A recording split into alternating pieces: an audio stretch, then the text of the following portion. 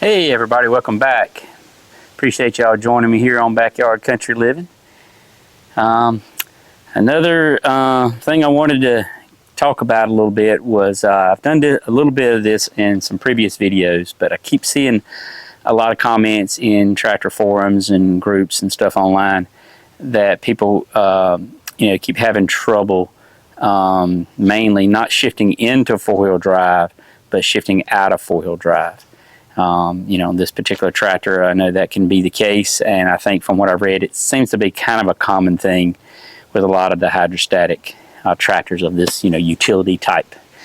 So, like I said, in a previous video, I showed a couple of tips and tricks that seem to work to help you. I think it's all about relieving the hydraulic pressure.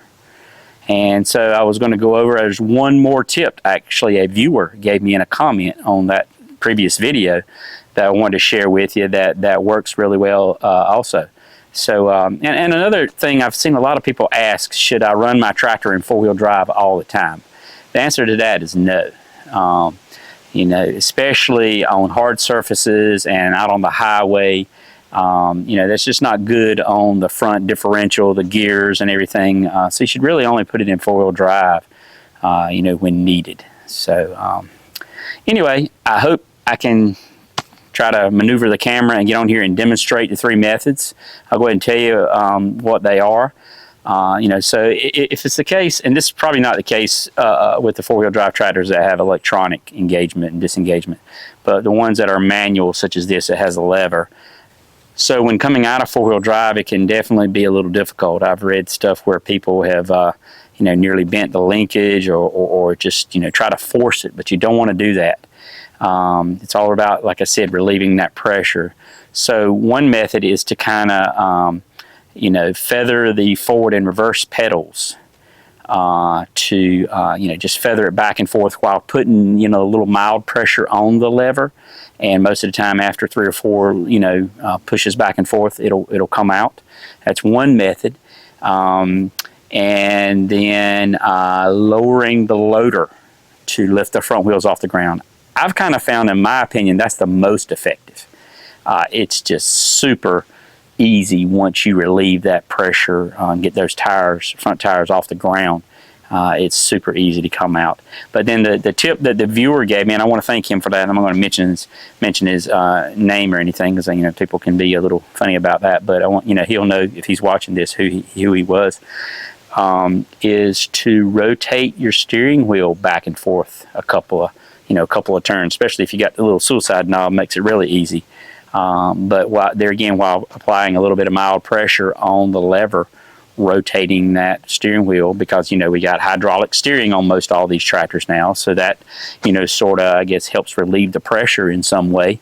And there again, it comes right out. So anyway, let's see if we can demonstrate those three methods right quick. I'll try to hold the camera and show you, but just thought these were nice little tips for because it can be very frustrating. I can remember, and these things also help you in shifting. If you're having trouble shifting from low, medium, high on your gear lever, they can also help you in that sense. But anyway, let me see if I can get the camera position and see if we can try them out. All right, I hope you can hear me.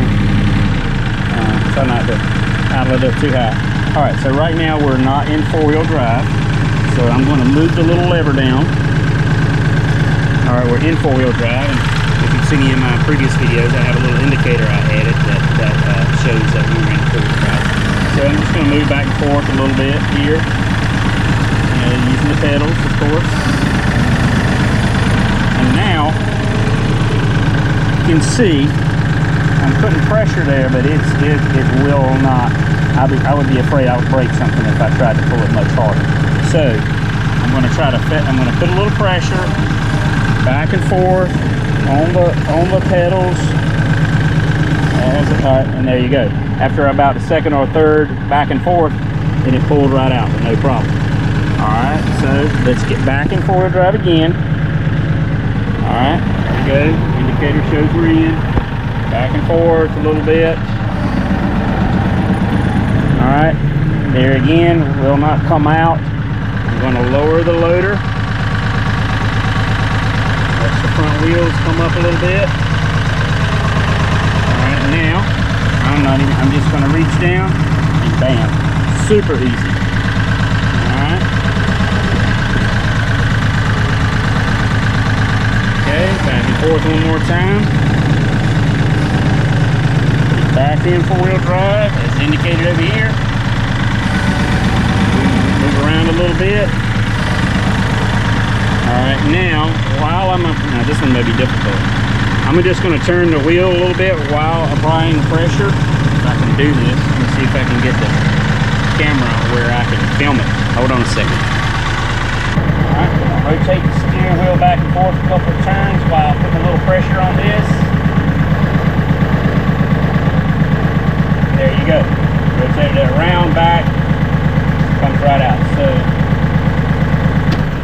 So all three of those methods work really well. As I say, if I had to say the best method, I think it's lowering the loader to get the tires off the ground.